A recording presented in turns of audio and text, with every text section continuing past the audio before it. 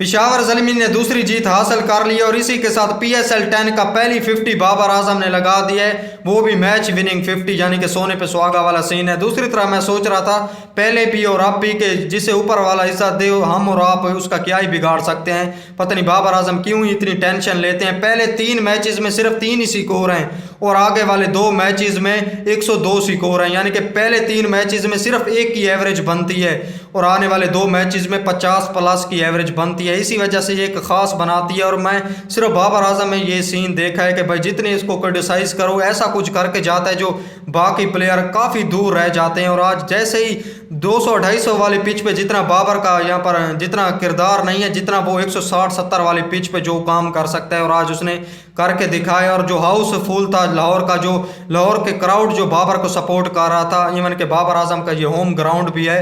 दूसरी तरफ लाहौरी को छोड़ के बाबर को सपोर्ट कर रहे थे और पेशावर ज़ल्मी का इतना सपोर्ट है, इतना क्राउड है और सोने पे सुहागा क्राउड पुलर बाबर आजम उस टीम में, वो पाकिस्तान का सबसे बड़ा सुपरस्टार। तो आपने देखा कि सिर्फ बाबर आजम को सपोर्ट मिल रही थी, इवन के लाहौरियों को छोड़ के बाबर को सपोर्ट लाहौरी दे रहे थे जिस तरह कवर ड्राइव लग रही थी। अच्छा, ये चीज़ मैं क्यों कह रहा हूँ कि 200-250 वाली पिच पे बाबर इतना इफेक्टिव नहीं है जितना वो 150-160-70 वाली पिच पे है, क्योंकि आपने देखा कि पहले तीनों में यहाँ पर मैचेस में फट्टा विकटें थी, बाबर के 3 स्कोर हैं और आने वाली दोनों ही यहाँ पर पिचेस मुश्किल थी, कराची की और लाहौर की, जहाँ कोई बैटर नहीं खड़ा हो पा रहा था वहाँ बाबर स्कोर कर रहा था पिछले मैच में भी और इस मैच में भी। इसी वजह से मैं कह रहा हूँ कि जो बाबर का रोल इन 160-70 वाले टारगेट पर रहता है ना, इतना मुझे नहीं लगता कि वो 250 वाले चेज पे फट्टा विकेट पे भी इतना इफेक्टिव होगा। क्योंकि हमने लंका प्रीमियम लीग में भी देखा कि 6 मैचेस में 4 तो बाबर आजम के 50 थे।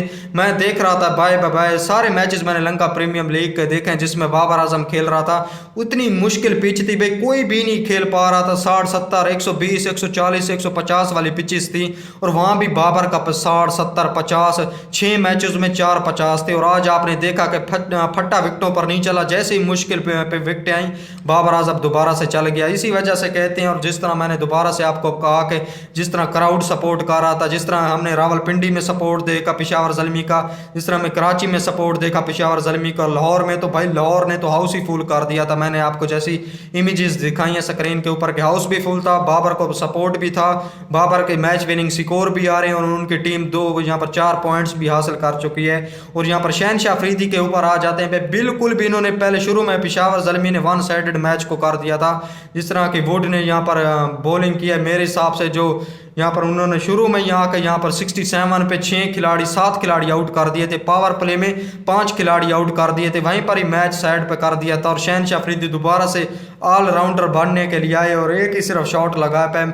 और जहाँ पर सिकंदर रजा को क्यों नहीं भाई ऊपर चांस दिया जाता, और शहनशाह अफरीदी पहले ही अपने आप को प्रमोट करके आ जाते हैं और इनका बम्बू सिर्फ और सिर्फ यहाँ पर फखर जमान के तंबू पे खड़ा रहता है। जैसे मैंने आपको पहले बोला कि शहनशाह अफरीदी अगर पहले ओवर में विकेट नहीं लेंगे और दूसरी तरफ फखर जमान अगर यहाँ पर स्कोर नहीं लगाएंगे, यानी कि ऊपर से टारगेट सेट करके नहीं देंगे, तो ये मैच नहीं जीत पाएंगे किसी भी सूरत में। आज सिर्फ ऊपर से इंटरेस्टिंग मैच बना के यहाँ पर हारिस रऊफ ने भी विकेट ली है, जो बाबर का भाई वो स्टंप मिस हुआ है, किस तरह शोर आने यहाँ पर शोर जो हुआ है साफ पता लग रहा था कि जो बाबर को सपोर्ट मिल रहा है। बाबर ने ठीक है, शाहीन ने पहले विकेट भी लिए, वो चीज़ ठीक हो गई क्योंकि 20 पे यहाँ पर 3 खिलाड़ी आउट हो चुके थे यहाँ पर पेशावर ज़ल्मी के।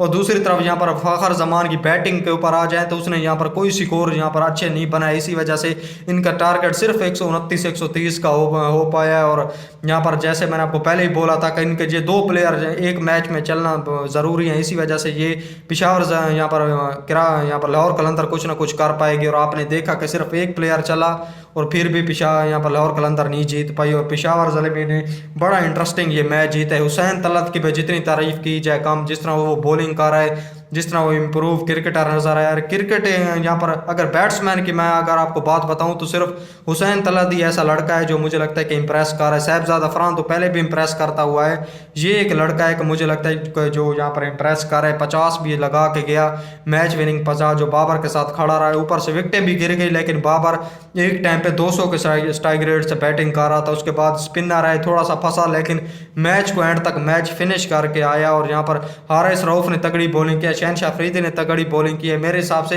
एक तो बाबर की क्लास थी, दूसरी तरफ उन्होंने 130 का टारगेट दिया था मेरे हिसाब से। पेशावर ज़ल्मी ये मरते गिरते फिर भी ये मैच को जीत जाती है और यहाँ पर आपने देखा कि 7 विकेटों से ये मैच अपने नाम कर लिया और ये पूरा टूर्नामेंट पूरा HBL PSL 10 ये पूरा ओपन हो चुका है, ये पूरा खुल चुका है।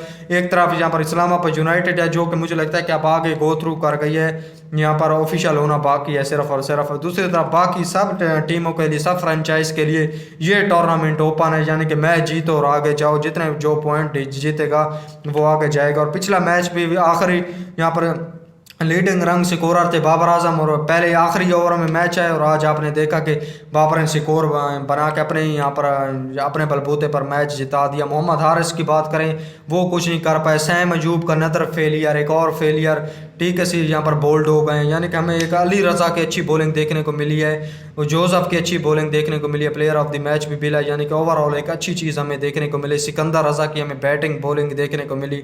ठीक है, इस वीडियो को एंड करते हैं। वीडियो पसंद आई तो वीडियो को लाइक कर देना, चैनल को सब्सक्राइब कर देना। मिलते हैं अगली वीडियो में। अल्लाह हाफिज़।